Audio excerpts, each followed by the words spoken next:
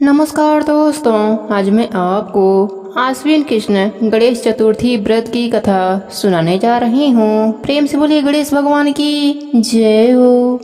युधिष्ठिर ने पूछा, हे कृष्ण जी, मैंने सुना है कि आश्विन कृष्ण चतुर्थी को संकटा चतुर्थी कहते हैं। इस दिन किस भांति गणेश जी की पूजा करनी चाहिए? हे जगदीश्वर, आप कृपा करके मुझसे विस्तार पूर्वक कहिए। श्री कृष्ण जी ने कहा, प्राचीन काल में यही प्रश्न पार्वती जी ने गणेश जी से किया था कि हे देव, कुआर मास में किस प्रकार गणेश जी की पूजा की जाती है, उसके करने का क्या फल होता है, मेरी जानने की इच्छा है। यह सुनकर हंसते हुए गणेश जी ने कहा कि हे शैलपुत्री, सिद्धि की कामना रखने वाले व्यक्ति को चाहिए कि आश्विन मास में कृष्ण नामक गणेश जी की पूजा सर्वोक्त विधि से करें। इस दिन भोजन न करें तथा क्रोध, पाखंड, लोभ आदि का परित्याग कर गणेश जी के स्वरूप का ध्यान करते हुए पूजन करें। आश्विन कृष्ण चतुर्थी का व्रत संकट नाशक है। इस दिन हल्दी और दूब का हवन करने से सप्तद्वीप वाली पृथ्वी का राज्य प्राप्त होता है। एक समय की बात है कि बाणासुर की कन्या उषा ने यौन अवस्था में अनिरुद्ध का स्वप्न देखा। अनिरुद्ध के विरह से वह इतनी कामासक्त हो गई कि उसके चित्त को किसी भी प्रकार से शांति नहीं मिल रही थी। उसने अपनी सहेली चित्रलेखा से त्रिभुवन के संपूर्ण प्राणियों के चित्र बनवाए। जब चित्र में अनिरुद्ध को उसने देखा तो कहा, मैंने इसी व्यक्ति को सपना में देखा था और इसी के साथ मेरा पारिग्रहण भी हुआ था। हे सखी, यह व्यक्ति जहाँ कहीं भी मिल सके ढूंढ लाओ, अन्यथा इसके वियोग में मैं अपने प्राण को छोड़ दूंगी। अपनी सखी की बात सुनकर चित्रलेखा अनेक स्थानों में खोज करती हुई द्वारकापुरी में आ पहुंची।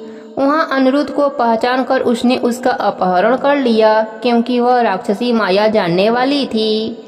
रात्रि में पलंग सहित अनिरुद्ध को उठाकर वह गोधूली बेला में बाणासुर की नगरी में प्रविष्ट हुई। इधर प्रद्युम्न को पुत्र शोक के कारण असाध्य रोग से ग्रसित होना पड़ा। अपने पुत्र प्रद्युम्न एवं पौत्र अनिरुद्ध की घटना से कृष्ण जी भी विकल हो उठे। रुक्मणी भी पौत्र के दुख से दुखी होकर बिलखने लगी। पतिव्रता रुक्मणी खिन्न मन से कृष्ण जी से कहने लगी कि हे नाथ, हमारे प्रिय पौत्र का किसने हरण कर लिया, अथवा वह अपनी इच्छा से ही कहीं चला गया है। मैं आपके सामने शोकाकुल हो अपने प्राण को छोड़ दूंगी।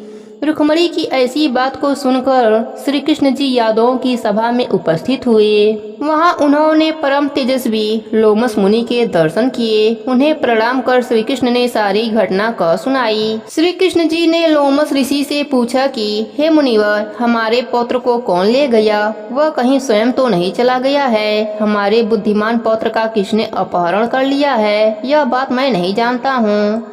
उसकी माता पुत्र वियोग के कारण बहुत दुखी है। कृष्ण जी की बात सुनकर लोमस मुनि ने कहा, हे कृष्ण जी, बाणासुर की कन्या उषा की सहेली चित्रलेखा ने आपके पौत्र का हरण किया है और उसे बाणासुर के महल में छिपा कर रखा है। यह बात नारद जी ने बताई है। आप आश्विन मास के कृष्ण चतुर्थी संकटा का अनुष्ठान कीजिए। इस व्रत के करने से आपका पौत्र अवश्य आ जाएगा। ऐसा कहकर मुनिवर वन में चले गए। उन्होंने संकटा व्रत करने का उपदेश दिया।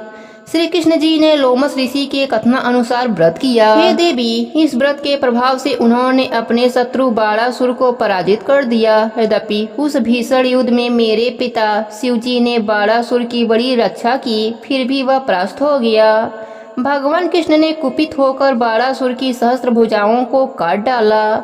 ऐसी सफलता मिलने का कारण व्रत का प्रभाव ही था। श्री गणेश जी को प्रसन्न करने, संपूर्ण विघ्नों के शमन करने के लिए इस व्रत के समान दूसरा कोई व्रत नहीं है। विश्व भ्रमण तथा तीर्थ भ्रमण के निमित्त इससे बढ़कर सुखदायक व्रत दूसरा नहीं है। श्री कृष्ण जी कहते हैं कि हे राजन, संपूर्ण विपत्तियों के विनाशार्थ इस व्रत को अवश्य करना चाहिए। इसके प्रभाव से शत्रुओं पर आप विजय लाभ करेंगे तथा राज्याधिकारी होंगे। इस व्रत के महात्म्य का वर्णन बड़े बड़े विद्वान भी नहीं कर सकते। हे कुंती पुत्र, मैंने इसका स्वयं अनुभव किया है। यह मैं आपसे सत्य कह रहा हूँ। प्रेम से बोलिए गणेश भगवान की जय हो।